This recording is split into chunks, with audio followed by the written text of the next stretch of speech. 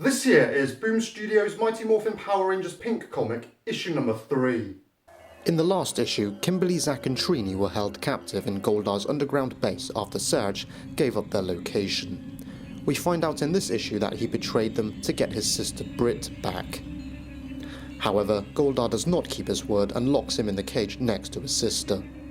Kimberly understands Serge's actions and tries to think of an escape plan.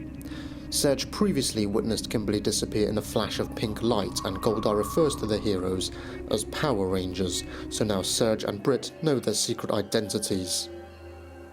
In order to escape, Kimberly takes a damaged communicator and hands it over to Trini to modify. Trini mentions Billy's name, who was the inventor of the communicator, acknowledging that she knows more about them than anyone else except Billy. And in keeping with modern times, Kimberly even uses the term BFF in a short inner monologue. Suddenly, 6 morphed Rangers appear in front of Goldar, and the sea monsters are sent to attack. But the monsters pass right through the Rangers, and it's because Trini modified the communicator to project images of the Rangers. The monsters crash into the cages, freeing the Rangers along with Serge and Britt. The group run through the caverns trying to escape when one sea monster catches up to them. Kimberly stops it and instantly recognizes it as her mum through her eyes. She comes to her senses and embraces Kimberly. The group then realize they can't get everyone out safely without the Ranger powers. So they formulate a new plan, and Kimberly heads back to Goldar for the Sword of Light. Using her gymnastics and combat skills, Kimberly knocks the Sword of Light out of Goldar's hand, takes out 2 monsters, and morphs with Zack and Trini back into their Ranger suits.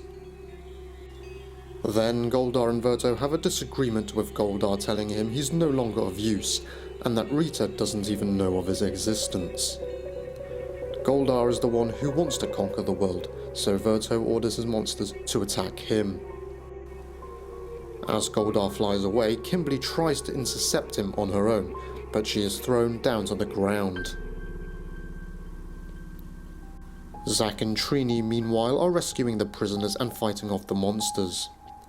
There is a moment where Trini delivers a kick to a monster and Zack says, "Thanks," to which Trini responds, "Oh, anytime." This is reminiscent of the scene from the Turbo movie where one of Divatox's henchmen grabs hold of Kimberly and Jason knocks him away. In that scene, it is Kimberly who says thanks, and Jason is the one who responds with "any time." Verto and the monsters gather around Kimberly, and she tells her mum to stay safe. Kimberly tries to perform a Power Ranger leap to go after Goldar, but lands back on the ground. The reason for that is because she's not at full power, as she's sharing her power with Zack and Trini. So Kimberly's mum grabs her and gives her a piggyback ride to the top of Typhonis. Inside the Zord, Goldar and Kimberly have a sword battle, which was cool to see because she didn't have any sword battles on the TV show. Typhonis then begins to move as Goldar and Kimberly continue fighting inside.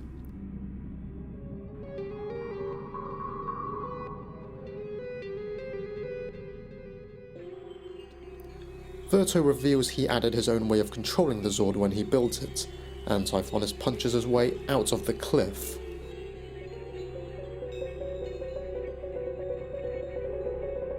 The Zord then heads straight into the water, as Verto's intention is to send Goldar and Kimberly to the bottom of the ocean.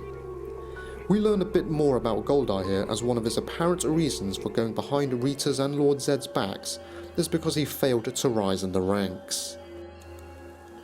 Goldar tries to escape from Typhonis, but the opened hatch allows water to start pouring in, so both Goldar and Kimberly close the hatch. The Zord is now fully underwater, and Kimberly and Goldar need to work together. And that's the end of the issue. It wasn't too bad, and there was quite a bit of action and a lot going on. But perhaps there was too much going on. I did find the pacing of this issue to be really quick, like the writers were trying to cram in as much as possible. Maybe it's because we're already now halfway through this limited series. It's only a small gripe, as I'm still looking forward to finding out what will happen in the next issues.